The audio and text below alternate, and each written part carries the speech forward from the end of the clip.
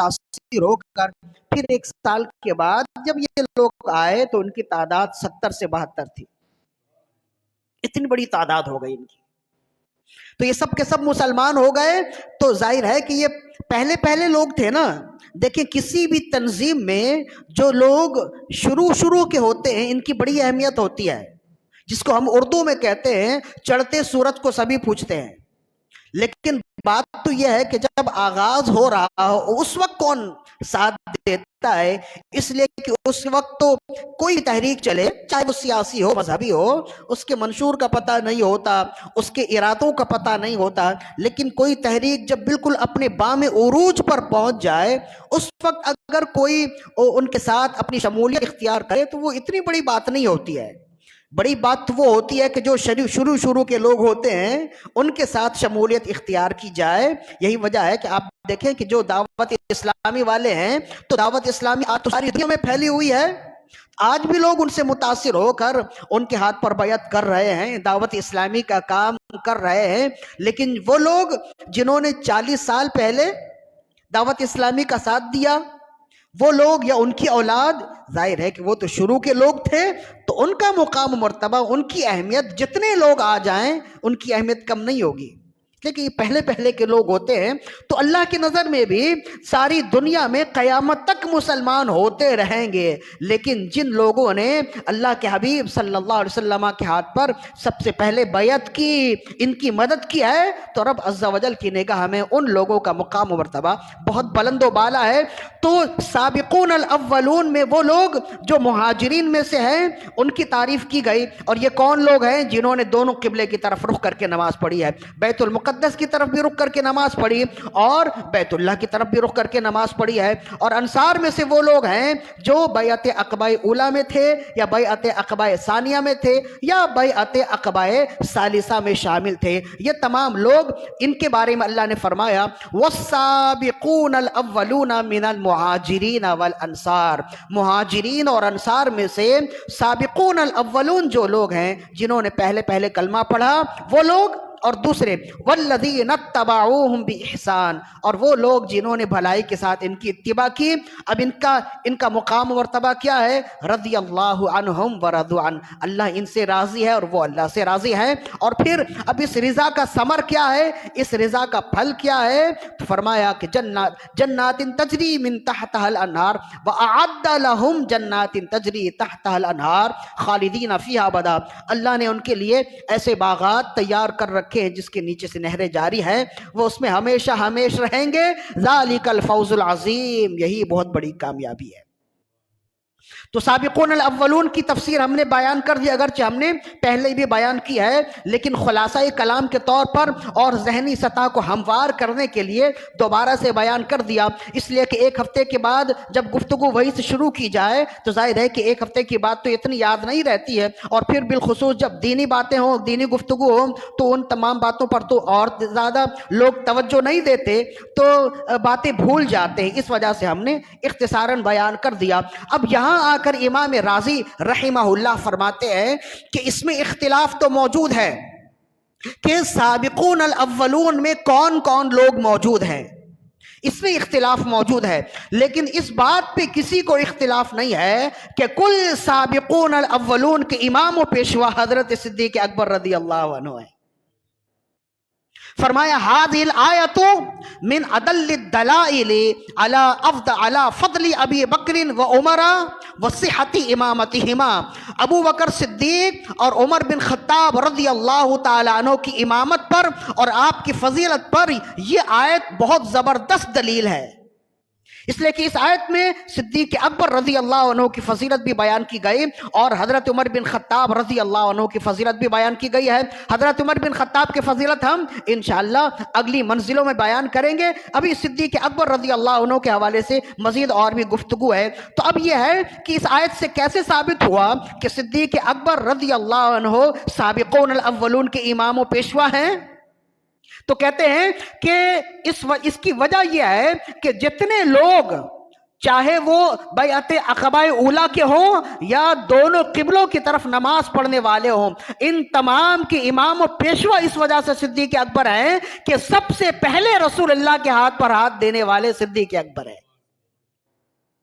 دیکھیں اس بات پہ اختلاف موجود ہے کہ سب سے پہلے مسلمان کون ہوئے. اس میں 3 رائے ہیں. سب سے پہلے مسلمان جناب خدیجۃ الکبریٰ سلام اللہ علیہا، سب سے پہلے وہ مسلمان ہوئے، سب سے پہلے انہوں نے کلمہ پڑھا. پھر کہتے ہیں کہ ایک رائے یہ ہے کہ مولا علی رضی اللہ عنہ انہوں نے کلمہ پڑھا. ایک رائے یہ ہے کہ حضرت زید بن حارثہ رضی اللہ عنہ انہوں نے کلمہ پڑھا. اور ایک رائے یہ ہے کہ سب سے پہلے کلمہ پڑھنے والے حضرت صدیق اکبر رضی اللہ عنہ ہیں. اس بات کو اتفاق کیا اور اس بات کی تعویل کرتے ہوئے علماء اہل سنت نے ارشاد فرمایا کہ اصل میں سبھی پہلے ہیں. بچوں میں سب سے پہلے کلمہ پڑھنے والے حضرت مولا علی ہیں، غلاموں میں سب سے پہلے کلمہ پڑھنے والے زید بن حارثہ ہیں، خواتین میں سب سے پہلے کلمہ پڑھنے والی جناب خدیجۃ الکبریٰ سلام اللہ علیہا ہیں، اور مردوں میں سب سے پہلے کلمہ پڑھنے والے حضرت صدیق اکبر رضی اللہ عنہ ہیں. تو اللہ رب العزت نے سب سے پہلے اپنے حبیب کی تائید و نصرت کے لیے صدیق اکبر رضی اللہ عنہ کو ہی سب سے پہلے منتخب کیوں کیا؟ اب یہ سوال پڑتا ہے. ساری دنیا میں بہت سارے لوگ موجود ہیں، لیکن اللہ نے اپنے حبیب کی تائید و نصرت کے لیے سب سے پہلے حضرت صدیق اکبر رضی اللہ عنہ کو منتخب کیوں کیا؟ فرماتے ہیں اس کی ایک وجہ جس کو شاہ ولی اللہ محدث دہلوی رحمۃ اللہ علیہ نے بیان کیا اور انتہائی بہت ہی خوبصورت انداز میں بیان کیا. شاہ ولی اللہ محدث دہلوی رحمۃ اللہ علیہ کی کتاب ہے ازالۃ الخفا، اس میں آپ نے ارشاد فرمایا کہ جب محمد رسول اللہ صلی اللہ علیہ وسلم نے نبوت کا اعلان فرما دیا تو اب ضرورت اس امر کی تھی کہ کوئی ایسا ساتھی آپ کے ساتھ ہو جو زمانہ جاہلیت میں بھی باعزت ہو، زمانہ جاہلیت میں بھی جس کی بات مانی جاتی ہو، زمانہ جاہلیت میں بھی لوگ جس کے مشورے پر عمل کرتے ہوں، زمانہ جاہلیت میں بھی لوگ جس کی بالغ نظری سے دور اندیشی سے واقف ہوں، زمانہ جاہلیت میں بھی لوگ جس کے بہت ہی معتبر مانتے ہوں. ضرورت اس امر کی تھی کہ کوئی ایک ایسا شخص محمد رسول اللہ صلی اللہ علیہ وسلم کا ساتھ دے. بے شک بچوں میں مولا علی رضی اللہ عنہ نے کلمہ پڑھ لیا، لیکن وہ معاشرہ ایسا نہ تھا کہ ایک بچے کے تائید و نصرت کرنے کی وجہ سے وہ جلد مسلمان ہو جاتے. بے شک غلام نے بھی کلمہ پڑھ لیا جو حضرت زید بن حارثہ ہیں، لیکن غلام کا کلمہ پڑھنا اسلام کو اس قدر مضبوط نہیں کر سکتا تھا. بے شک خاتون نے بھی کلمہ پڑھ لیا جناب خدیجۃ الکبریٰ سلام اللہ علیہا، لیکن ان کا کلمہ پڑھنا اسلام کی ایسی تقویت کا باعث نہ تھا جیسی تقویت کے باعث کا مطالبہ تھا جو رب عز و جل چاہتا تھا. اس لیے کہ وہ تو ایسا معاشرہ تھا کہ اس معاشرے میں خواتین کو کوئی احترام کا معاملہ ہی نہیں تھا. ان کے ساتھ خواتین کے حوالے سے ان کا نظریہ بالکل مختلف تھا، خواتین کا تو وقار بھی نہیں تھا. تو اس معاشرے میں جب حضرت خدیجۃ الکبریٰ سلام اللہ علیہا نے کلمہ پڑھ لیا تو بے شک یہ بھی بہت بڑا مقام و مرتبہ ہے، لیکن ایسا نہیں ہے کہ ان کے کلمہ پڑھ لینے سے وہ بات واضح ہو جائے جو رب عز و جل چاہتا تھا. رب عز و جل چاہتا تھا کہ میرے حبیب کے ہاتھ پر کوئی ایسا شخص کلمہ پڑھے جو زمانہ جاہلیت میں بھی بطور مدبر موجود ہو، مشہور ہو، جس کی بات زمانہ جاہلیت میں بھی لوگ مانتے تھے، تاکہ جب وہ کلمہ پڑھے اور کہے کہ میں نے بھی محمد رسول اللہ کی غلامی اختیار کر لیا ہے تو لوگ خود بخود اس کے ساتھ چمٹ جائیں، لوگ خود بخود اس کے تابع دار ہو جائیں، لوگ خود بخود اس کے پیچھے چلیں اور یہ کہنے پر مجبور ہو جائیں کہ یہ شخص تو وہ تھا کہ زمانہ جاہلیت میں بھی ہم اس کی بات مانتے تھے، تو اب جب اس نے کلمہ پڑھ لیا ہے تو واقعی وہ سچا رسول ہوگا. تو شاہ ولی اللہ محدث دہلوی رحمت اللہ فرماتے ہیں کہ اس وجہ سے رب عز و جل نے منتخب فرمایا اپنے حبیب کے ہاتھ پر کلمہ پڑھنے والوں میں سب سے پہلے جس کو منتخب فرمایا وہ حضرت صدیق اکبر رضی اللہ عنہ تھے. کیوں؟ اس کی وجہ یہ ہے کہ زمانہ جاہلیت میں بھی آپ عرب میں بہت زیادہ مشہور تھے، عرب میں باعزت مشہور تھے، عرب میں باوقار مشہور تھے. عرب کا کوئی بھی مشورہ ہو جائے حضرت صدیق اکبر رضی اللہ عنہ سے خالی نہیں ہوتا تھا. آپ عرب میں زمانے جاہلیت میں بھی بالغ النظر موجود تھے. دور اندیشی میں آپ مشہور تھے, معروف تھے, معتبر تھے. یہی وجہ ہے کہ حضرت صدیق اکبر رضی اللہ عنہ نے جب کلمہ پڑھا تو یوں سمجھ لیجئے کہ اسلام کا دروازہ ایسا کھلا کہ قیامت تک پھر بند نہیں ہوا, پھر کھلتا ہی چلا گیا. شاہ ولی اللہ محدث دہلوی رحمت اللہ علیہ فرماتے ہیں کہ رب بھی چاہتا تھا کہ کوئی ایسا مدبر شخص سب سے پہلے میرے حبیب کے ہاتھ پر کلمہ پڑھے جس کی وجہ سے اسلام کو تقویت ملے, جس کی وجہ سے لوگ جوگ در جوگ پرچم اسلام کے تلے آنے لگ جائیں. اس وجہ سے رب عز و جل نے حضرت صدیق اکبر رضی اللہ عنہ کو اپنے حبیب کے لیے بطور یار منتخب کیا, بطور دوست منتخب کیا, بطور رفیق منتخب کیا, بطور خلیفہ منتخب کیا. فرمائے یہی وجہ ہے کہ اس انتخاب سے پہلے رب عز و جل نے حضرت صدیق اکبر رضی اللہ عنہ کی کئی مقامات پر تائید غیبی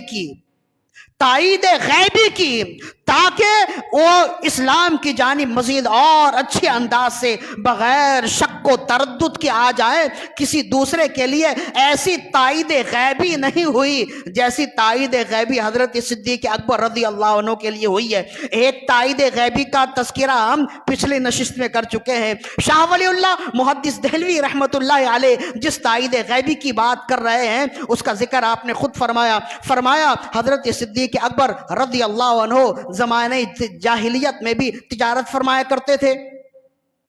کہتے تجارت کرتے ہوئے ایک درخت کے نیچے بیٹھے ہیں, سخت گرمی ہے, درخت کے نیچے بیٹھے ہیں, آرام کر رہے ہیں, تو کہتے ہیں آہستہ آہستہ درخت کی ایک شاخ آپ کے قریب آتی جاتی ہے اور آہستہ آہستہ اس قدر قریب آ جاتی ہے کہ آپ کے سر سے وہ لگتی ہے. ایک درخت کی شاخ ہے جو آپ کے درخت سے مس کرتی ہے, تو آپ کی توجہ گئی شاخ کی طرف, آپ نے دیکھا تو آپ نے اسے ہٹا دیا.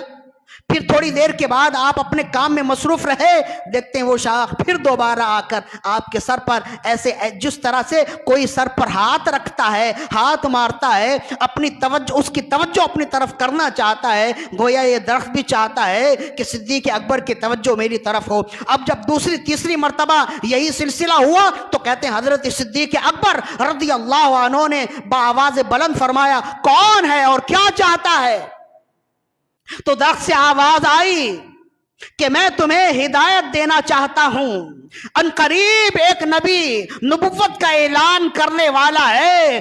میں تمہیں اس بات پر خبردار کرتا ہوں کہ دیکھو کوئی تم سے پہلے بازی نہ لے جائے. تم سب سے پہلے ان کا رفیق بنو اور پھر رفیق کے بعد جب ان کا وصال ہو جائے گا تو تم ہی ان کے پہلے خلیفہ بنو گے. صدیق اکبر رضی اللہ عنہ نے اس درخت کی جانب دیکھا اور فرمایا مزید اور وضاحت سے بتاؤ کیا ہے اور وہ کون ہے؟ تو پھر اس درخت سے آواز آئی اس نبی کا نام محمد الرسول اللہ ہے, وہ محمد ہے, ان کے والد کا نام عبداللہ ہے. جب نام سنا تو صدیق اکبر رضی اللہ فرمایا وہ تو میرے دوست ہیں, وہ تو میرے رفیق ہیں. فرمایا وہ تمہارا دوست ہے, وہ تمہارا رفیق ہے, لیکن عن قریب وہ نبوت کا اعلان کرنے والا ہے.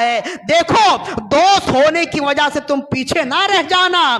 جس طرح سے ابھی تمہاری دوستی ہے اسی طرح سے ایمان کی دوستی بھی ان کے ساتھ رکھنا اور انہیں تنہا نہ چھوڑنا. سب سے پہلے ان کے ہاتھ پر کلمہ پڑھنا اور جب ان کا وصال ہو جائے گا تو تم سب سے پہلے ان کے خلیفہ ہوگے. تو حضرت صدیق اکبر رضی اللہ عنہ نے جب اس درخت کی آواز سن لی, جب اس درخت کی جانب سے پیشن گوئی سماعت فرما لی تو پھر آپ نے درخت سے وعدہ لیا. آپ نے فرمایا تم مجھ سے وعدہ کرو کہ جب وہ نبی نبوت کا اعلان کر دے گا تو تم مجھے اس کی خبر کر دو گے.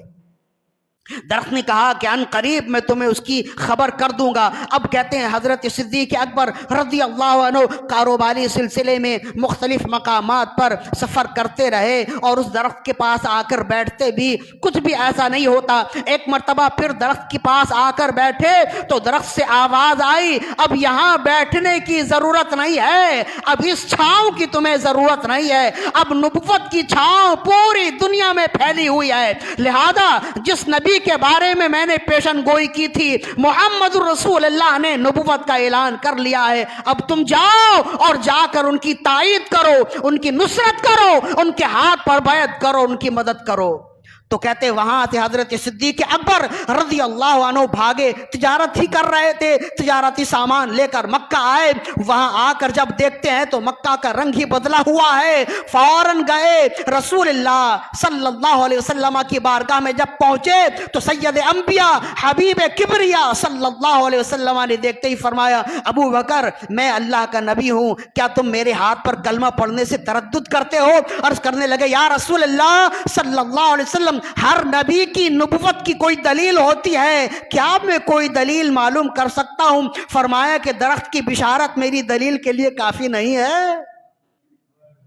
فوراً ہاتھ پر کلمہ پڑا، مسلمان ہو گئے، اور یہی وجہ ہے کہ پھر میرے آقا صلی اللہ علیہ وسلم نے ارشاد فرمایا کہ میں نے جتنے لوگوں کے سامنے اپنا ایمان پیش کیا، تمام لوگوں نے شک کیا، تردد کیا، موقع لیا، وقت لیا، فقط ابو بکر ہیں کہ میں نے جیسے ہی ان کے سامنے رسالت اور نبوت کو رکھا، ایک رب کی وحدانیت کا کلمہ پڑھنے کو کہا، ابو بکر صدیق نے بغیر شک و تردد کے فوراً کلمہ پڑھا۔ اس کی وجہ کیا ہے؟ اس کی وجہ یہ ہے کہ تائید غیبی خود بخود ان کے ساتھ لگی ہوئی تھی۔ رسول اللہ صلی اللہ علیہ وسلم کا کلمہ پڑھ لینا ان کے لیے بالکل عجیب سی بات نہیں تھی، اس لیے کہ تائید غیبی پہلے سے بتائی جا چکی تھی کہ محمد رسول اللہ کلمہ پڑھنے والے ہیں۔ جب ایک بات کے بارے میں انسان ذہنی طور پر کچھ تیار رہے نا، تو پھر وہ کام اگر آ جائے تو اس پر وہ اچھمبے کا معاملہ نہیں ہوتا، وہ چونکتا نہیں ہے، متعجب نہیں ہوتا ہے کہ یہ عجیب سا کام کیسے ہو گیا، اس لیے کہ پہلے سے ذہنی طور پر وہ تیار ہے۔ تو ہر ایک کے سامنے رسول اللہ نے کلمہ رکھا، اللہ کی وحدانیت کو رکھا، اپنی رسالت کو رکھا، ہر ایک نے شک کیا۔ صدیق اکبر نے شک اس وجہ سے نہیں کیا کہ صدیق اکبر رضی اللہ عنہ کو تائید غیبی پہلے سے حاصل تھی اور ذہنی طور پر آپ پہلے سے تیار تھے۔ تو جو شخص ذہنی طور پر تیار ہوتا ہے تو پھر وہ شک کو تردد نہیں کرتا ہے۔ اس وجہ سے صدیق اکبر رضی اللہ عنہ نے کلمہ پڑھا اور مسلمان ہوئے۔ اسی وجہ سے امام رازی فرماتے ہیں والسابقون الاولون من المہاجرین والانصار، کہ سابقون و اولون میں جتنے لوگ ہیں تمام لوگ بڑی بلندیوں کے ہیں، لیکن سابقون الاولون کے امام و پیشوا صدیق اکبر رضی اللہ عنہ ہیں۔ اس لیے کہ ہر ایک نے کلمہ پڑھا ہے، لیکن جس شان سے صدیق اکبر نے کلمہ پڑھا ہے کسی اور نے ایسی شان سے کلمہ نہیں پڑھا۔ ایک روایت ہو گئی، اسی وجہ سے خود مولا علی رضی اللہ عنہ روایت کرتے کہ امام صاحب ریاض النظرہ روایت کرتے، امام طبری نے روایت کی، محب طبری نے روایت کی، الریاض النظرہ فی مناقب عشرہ میں فرماتے مولا علی رضی اللہ عنہ اس حدیث کے راوی ہیں، بالکل اسی آیت کے تحت آپ نے روایت کی۔ فرمایا عن علی بن ابی طالب رضی اللہ عنہ قال قال رسول اللہ صلی اللہ علیہ وسلم، مولا علی رضی اللہ عنہ فرماتے ہیں کہ رسول اللہ صلی اللہ علیہ وآلہ وسلم نے ارشاد فرمایا ینادی منادی یوم القیامہ این السابقون الاولون، جب قیامت کا دن آئے گا کل خلائق ایک جگہ جمع ہوگی تو ایک منادی کرنے والا، ایک ندا کرنے والا پکارے گا سابقون الاولون کہاں ہیں؟ وہ رب کے حضور قریب آ جائیں۔ فیقال من ہوا، تو آواز آئے گی سابقون الاولون سے مراد کون ہے؟ کس کو پکار رہے ہو؟ کسے رب کے قریب کرنا چاہتے ہو؟ تو پھر دوسری آواز آئے گی اینا ابو بکر صدیق، ابو بکر صدیق کہاں ہیں؟ سابقون الاولون سے مراد ابو بکر صدیق ہیں۔ تو پھر کہا، پھر صدیق اکبر رضی اللہ عنہ اپنے رب کی بارگاہ میں حاضر ہوں گے، فیتجلی اللہ تعالی لابی بکر خاصتا وللناس عامہ، تو پھر رب عز و جل اپنی شان کے لائق تمام مسلمانوں کے لیے تجلی فرمائے گا، عام طور پر سب کے لیے، اور خاص تجلی صدیق اکبر رضی اللہ عنہ کے لیے۔ یہ مقام و مرتبہ کیوں ملا؟ اس لیے کہ جو اللہ کے دین کی خدمت کرتا ہے رب عز و جل بھی اسے مقام و مرتبہ دیتا ہے۔ تو صدیق اکبر رضی اللہ عنہ کی دو شان ہے، یہ اچھی طرح یاد رکھیے، ہم فضیلت والے بھی ہیں اور افضلیت والے بھی ہیں۔ صدیق اکبر رضی اللہ عنہ کی اس آیت سے دو شانیں ظاہر ہوتی ہیں۔ ایک شان تو یہ ہے کہ آپ بڑی فضیلت والے ہیں، ایک بات، اور دوسری بات اسی کے ساتھ ساتھ یہ ہے کہ حضرت صدیق اکبر رضی اللہ عنہ صاحب فضیلت بھی ہیں اور صاحب افضلیت بھی ہیں۔ ہمارے اور ان کے درمیان میں یہی فرق ہے، بلکہ بعد اب اہل سنت و جماعت کے لوگ بھی ایسے ہو گئے جو آپ کی فضیلت کو تو مانتے ہیں، افضلیت کو نہیں مانتے۔ ہمارے نزدیک صدیق اکبر رضی اللہ عنہ جیسے صاحب فضیلت ہیں ویسی صاحب افضلیت بھی ہیں، یعنی آپ سب سے پہلے ایمان لانے والے ہیں، اسی طرح آپ سب سے افضل و اعلیٰ بھی ہیں۔ ایسا نہیں ہے کہ آپ سے افضل و اعلیٰ کوئی دوسرا ہو جائے۔ ہمارا عقیدہ ہے افضل البشر بعد الانبیاء بالتحقیق، اگر کوئی ہے تو وہ صدیق اکبر رضی اللہ عنہ ہیں۔ دیکھیں ہم بھی فضیلت بیان کرتے اور دوسرے لوگ بھی فضیلت بیان کرتے ہیں، لیکن ہماری فضیلت بیان کرنے اور دوسروں کی فضیلت بیان کرنے میں ایک چھوٹا سا فرق ہے، اور اگر دیکھا جائے تو یہ بہت بڑا فرق ہے۔ دوسرے لوگ مثلا اہل بیت اطہار کی شان بیان کرنے والے، وہ جب اہل بیت اطہار کی شان بیان کریں، اسے اور آسان کر لیجئے، مولا علی کی اگر وہ شان بیان کریں تو ان کا عقیدہ یہ ہے کہ جب تک صحابہ کرام کی شان گھٹا نہ دی جائے تب تک مولا علی کی شان نہیں بیان ہوگی۔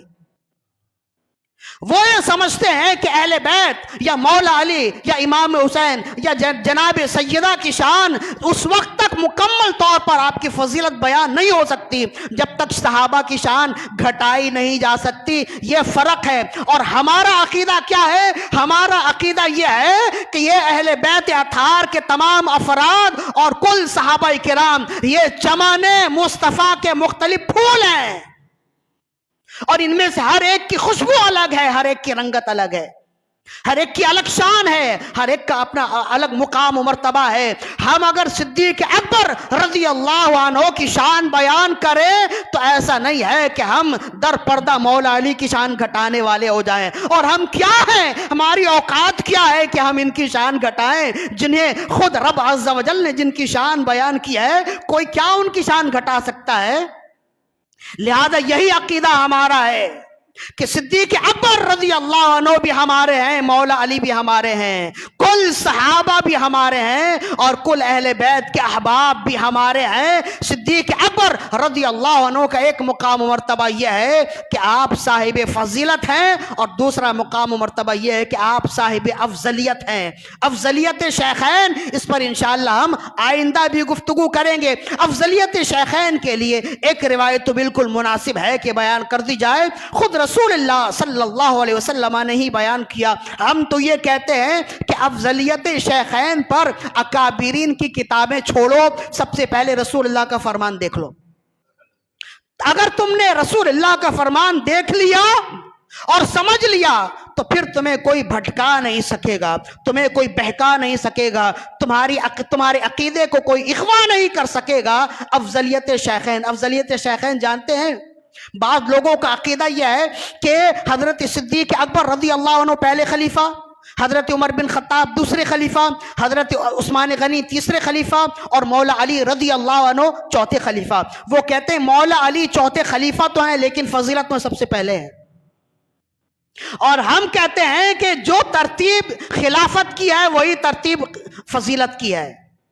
فضیلت کی جو ترتیب ہے خلافت کی بھی وہی ترتیب ہے۔ اس پر انشاءاللہ ہم اگلی نشست میں گفتگو کریں گے۔ ہمارے پاس دلیل نہیں بلکہ دلائل موجود ہیں، اور ہم تو کہتے ہیں اکابرین کی کتابوں کو چھوڑ دو۔ اگر تم رسول اللہ صلی اللہ علیہ وسلم کے فرمان کو ہی دیکھ لو تو پھر تمہارے قدم متزلزل نہیں ہوں گے، تمہارا عقیدہ کوئی بگاڑ نہیں سکے گا۔ چنانچہ حضرت جابر بن عبداللہ رضی اللہ عنہ روایت کرنے والے خطیب بغدادی نے اس کو اپنی سند سے لکھا، ان جابر بن عبداللہ رضی اللہ عنہ قال کنا عند النبی صلی اللہ علیہ وسلم۔ جابر بن عبداللہ رضی اللہ فرماتے ہیں کہ ہم نبی صلی اللہ علیہ وسلم کی خدمت سراپا اقدس میں موجود تھے، فقال، تو نبی صلی اللہ علیہ وسلم ارشاد فرمایا، یتلو علیکم رجل، لم یخلق اللہ بعدی احدا خیرا منہ ولا افضلا ولہ شفاعۃ مثل شفاعۃ النبیین. فرمایا ابھی تھوڑی دیر کے بعد تمہارے درمیان میں ایک ایسا شخص آئے گا کہ میرے بعد اللہ نے اس سے افضل کسی کو پیدا ہی نہیں کیا.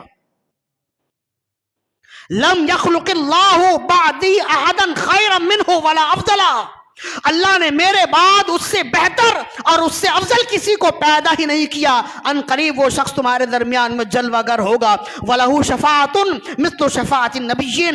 اور قیامت کے دن وہ میری امت کی ایسی شفاعت کرے گا جیسے انبیاء کرام اپنی اپنی امتوں کی شفاعت فرمائیں گے. تو صحابہ کرام سب نظریں جمائے ہوئے ہیں دروازوں پر کہ نہ جانے کون اعلیٰ مرتبت کون اعلیٰ شخصیت اب جلوہ گر ہونے والی ہیں. تو کہتے ہیں فما برحنا حتی طلع ابو بکر صدیق رضی اللہ عنہ. تھوڑا ہی وقت گزرا تھا کہ صدیق اکبر رضی اللہ عنہ آہستہ آہستہ چلتے ہوئے دربار رسالت میں حاضر ہوئے. تو کہتے ہیں جیسے ہی صدیق اکبر رضی اللہ عنہ تشریف لائے حاضر خدمت ہوئے فقام الیہ النبی صلی اللہ علیہ وسلم فقبلہ والتزمہ. نبی صلی اللہ علیہ وسلم ان کے لیے محبت میں کھڑے ہو گئے اور آپ نے ان کے پیشانی کو بوسہ دیا, سینے سے لگایا. تو صحابہ کرام سمجھ گئے کہ رسول اللہ صلی اللہ علیہ وسلم تھوڑی دیر پہلے جن کے بارے میں بشارت دے رہے تھے وہ شخصیت یہی ہیں. تو کیا اس حدیث سے فضیلت صدیق اکبر کے ساتھ ساتھ افضلیت صدیق اکبر ثابت نہیں ہوتی؟ رسول اللہ نے کسی دوسرے کے لیے فرمایا ہی نہیں. فرمایا کہ ان قریب تمہارے درمیان میں ایسا شخص آئے گا لم یخلق اللہ بعدی احدا خیرا منہ ولا افضلا, کہ اللہ نے میرے بعد اس سے افضل اور اس سے بہتر کسی کو پیدا ہی نہیں کیا. جب یہ واضح حدیث موجود ہے تو پھر ادھر ادھر جانے کی ضرورت نہیں ہے, بلکہ وہی عقیدہ رکھنا ہے جو عقیدہ اہل سنت ہے. اور عقیدہ اہل سنت کیا ہے؟ عقیدہ اہل سنت یہ ہے کہ ہمارے نزدیک جو ترتیب خلافت ہے وہی ترتیب فضیلت ہے. اور اگر فضیلت کی بات آئے تو کل صحابہ کرام ہمارے سروں کے تاج ہیں. چنانچہ اب جو صحابہ کرام کو نام ماننے والا ہے اس کے بارے میں امام نبہانی رحمہ اللہ نے ایک بہت ہی خوبصورت بات لکھی. فرماتے ہیں کہ شیخ ابو عبداللہ محمد بن نعمان الطلسمانی نے اپنی کتاب مصباح الظلام میں اس حدیث کو نقل کیا. فرماتے ہیں کہ آپ نے خود روایت کی. ابو عبداللہ شیخ ابو عبداللہ المہتدی فرماتے ہیں کہ وہ حج پر گئے تو آپ نے ایک شخص کو دیکھا جس کے گرد بہت سارے لوگ جمع تھے اور اس شخص کا دعویٰ تھا کہ اسے پیاس نہیں لگتی, کبھی اسے پیاس نہیں لگتی. تو آپ بھی اس کے قریب گئے. آپ محدث ہیں, شیخ ابو عبداللہ المہتدی محدث ہیں. آپ اس کے قریب گئے, آپ نے بھی اس سے پوچھا کہ کیا تمہیں پیاس نہیں لگتی؟ کہا نہیں مجھے پیاس نہیں لگتی. فرمائے پانی پیتے ہو؟ کہا ہاں کبھی جی چاہے تو پی لیتا ہوں, بس پیاس کی وجہ سے نہیں بس یوں ہی لذت کی وجہ سے پی لیتا ہوں, کوئی مشروب آئے تو پی لیتا ہوں ورنہ مجھے پیاس نہیں لگتی. فرمائے کہ اس کی وجہ کیا؟ کہا کہ پہلے میرا تعلق ایسے لوگوں سے تھا جو صحابہ کرام سے بغض و عناد رکھنے والے ہیں, ایسے لوگوں سے میرا تعلق تھا. تو میں نے ایک دن خواب میں دیکھا کہ میں محشر میں ہوں اور مجھے سخت پیاس لگی ہے, ایسی پیاس لگی ہے کہ میرے گلے میں کانٹے چبھ رہے ہیں اور زبان میری باہر ہے اور میں پانی کے ایک بوند کے لیے تڑپ رہا ہوں. چلتے چلتے میں ایک حوض پر پہنچا. میں نے دیکھا کہ وہاں بہت سارے لوگ ہیں اور مجھے بتایا گیا یہ حضرت صدیق اکبر ہیں, یہ عمر بن خطاب ہیں, یہ عثمان غنی ہیں, یہ مولا علی ہیں, اور یہ سب اپنے چاہنے والوں کو آب کوثر سے کٹورے بھر بھر کے پلا رہے ہیں. تو کہتے ہیں کہ مجھے تو بتایا گیا تھا کہ کوئی آب کوثر سے نہیں پلائے گا سوائے مولا علی کے, مجھے کسی سے اور کیا کام. میں فوراً بھاگا مولا علی کی بارگاہ میں اور ان کا ہاتھ پکڑ کے دامن پکڑ کے میں نے کہا مولا علی زندگی بھر میں نے آپ کی غلامی کی ہے, ابھی مجھے سخت پیاس لگی ہے, 2 بوند پلا دیجئے. تو مولا علی رضی اللہ عنہ نے گھور کر دیکھا, غصے سے دیکھا, گرم نظروں سے دیکھا اور فرمایا تم اب مجھ سے محبت کرتے ہو اور میرے دوست صدیق اکبر سے عداوت رکھتے ہو. تم کیا یہ سمجھتے تھے کہ میں تمہیں سیراب کروں گا؟ جو مجھ سے محبت رکھے صدیق اکبر سے بغض و عناد رکھے وہ کسی قابل نہیں ہے کہ اسے سیراب کیا جائے. اب وہ بھاگا, اب وہ پانی کی ایک بوند تلاش کرتا ہے، لیکن کہیں سے پانی کی بوند، اسے ایک بوند نہیں ملتا۔ اب اسے تو آسرا تھا، اسے تو امید تھی مولا علی رضی اللہ عنہ کی۔ اب مولا علی کی بارگاہ میں گیا تو اس نے کہا، مولا علی نے فرمایا، جو صدیق اکبر سے بغض و عناد رکھنے والا ہے، میرے دوست سے بغض و عناد رکھنے والا ہے، کیا وہ یہ امید رکھتا ہے کہ میں اسے پانی پلاؤں گا؟ ہرگز میں اسے پانی نہیں پلاؤں گا۔ اب ایک ہی آسرا بچا، اب ایک ہی امید بچی۔ اب وہ بھاگا رسول اللہ صلی اللہ علیہ وسلم کی بارگاہ میں، گر گیا، عرض کرنے لگا، یا رسول اللہ مجھے ایک گھونٹ پانی پلا دیجئے، ایک بوند پانی پلا دیجئے، میری شفاعت فرمائیے۔ میں آب کوثر پر گیا، میں نہر کوثر پر گیا، مجھے تو مولا علی کے بارے میں بتایا گیا تھا، انہوں نے بھی پانی پلانے سے انکار کر دیا، یا رسول اللہ آپ ہی پلا دیجئے۔ آپ نے فرمایا، کیا تم سمجھتے ہو کہ تم تمام صحابہ کرام کی بغض تمام صحابہ کرام کے حوالے سے اپنے سینے میں بغض و عناد رکھو اور علی کی محبت میں اپنے سینے کو اجاگر رکھو تو کیا علی تم سے محبت کرنے والے ہو جائیں گے؟ تم یہی سمجھتے تھے کہ تمام صحابہ کرام کی محبت چھوڑ دو اور علی سے محبت کرو تو تم کامیاب ہو جاؤ گے؟ آج تم نے دیکھ لیا کہ علی بھی اس سے محبت نہیں کرتے جو صحابہ سے محبت نہیں کرتا ہے۔